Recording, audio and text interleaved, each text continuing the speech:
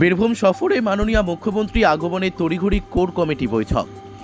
মাননীয় মুখ্যমন্ত্রী মমতা বন্দ্যোপাধ্যায় বীরভূম সফরের আগে তড়িঘড়ি বীরভূম জেলা কোর কমিটি বৈঠক। এই বৈঠকে মূল আলোচ্য বিষয় মাননীয় মুখ্যমন্ত্রী মমতা বন্দ্যোপাধ্যায়ের বীরভূম সফরে বিভিন্ন কর্মসূচি নিয়ে আলোচনা। এদিন এই কোর কমিটির বৈঠকে উপস্থিত ছিলেন কোর কমিটির চেয়ারপারসন আশিস বন্দ্যোপাধ্যায়, বীরভূম জেলা সভাধিপতি কাজল শেখ, রাজ্যের মন্ত্রী চন্দনা সিনহা, লাভপুরের বিধায়ক অভিজিৎ সিংহ, সিউড়ির বিধায়ক বিকাশ রায় চৌধুরী, কোর কমিটির আরেক সদস্য অনুব্রত মণ্ডল। কাজী আমিরুল ইসলামের রিপোর্ট, এস নিউজ বাংলা। তো দুটি বিষয় নিয়ে হয়েছে। এক হচ্ছে আপনারা সকলেই জানেন যে মাননীয় মুখ্যমন্ত্রী আসছে, প্রশাসনিক বিষয়টা ডিএম বলবেন,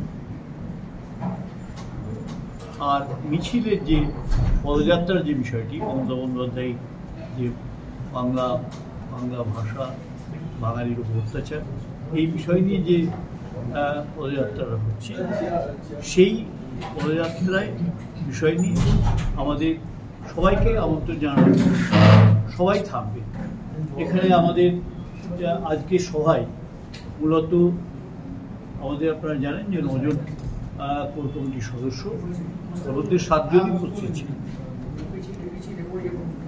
2 জন সাংসদ, আপনারা সকলেই জানেন যে পার্লামেন্ট চলছে, সাহেব তারা আমাকে ফোনে জানিয়েছেন যে সেই কারণে তারা আজকে থাকতে পারছেন। আর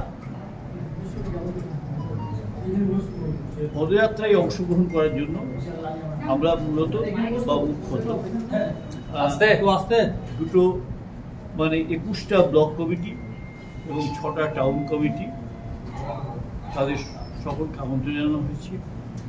আমন্ত্রণ জানানো হয়েছে সকল সাংসদ, বিধায়ক, সভাধিপতি, সহসভাধিপতি, সকল জেলা পরিষদ সদস্য, কর্মাধ্যক্ষ, পঞ্চায়েত সমিতির সভাপতি, সহকারী সভাপতি, কর্মাধ্যক্ষ ও সকল সদস্য, সকল অঞ্চল সভাপতি, প্রধান, উপপ্রধান, সকল পঞ্চায়েতের সদস্য, চেয়ারম্যান, ভাইস চেয়ারম্যান, কাউন্সিলর এবং সকল শাখা সংগঠনের জেলা, ব্লক ও শহর নেতৃত্বকে এই পদযাত্রায় অংশগ্রহণ করার জন্য আমন্ত্রণ জানানো হয়েছে। যেখানে এবং 27শে জুলাই আপনারা সকলে জানেন শহীদ দিবস, নানুরে যেটা বাসাবাড়ায় অনুষ্ঠিত হয়।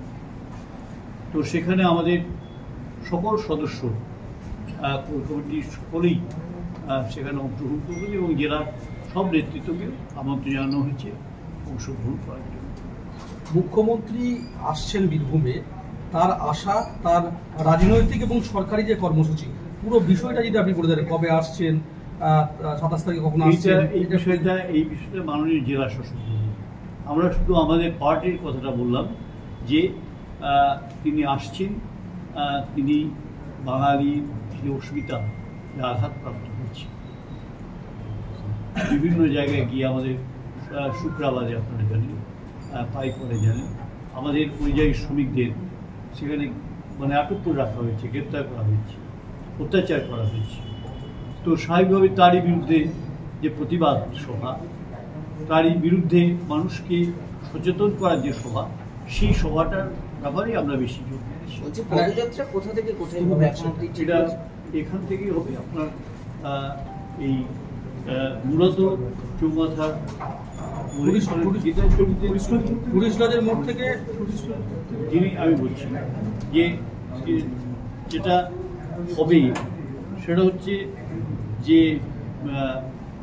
একটি জায়গা থেকে শুরু হবে এবং জামুনির ওখানে যেখানে মূর্তিটা আছে, রবীন্দ্রনাথের মূর্তি আছে, সেখানে সভাটা।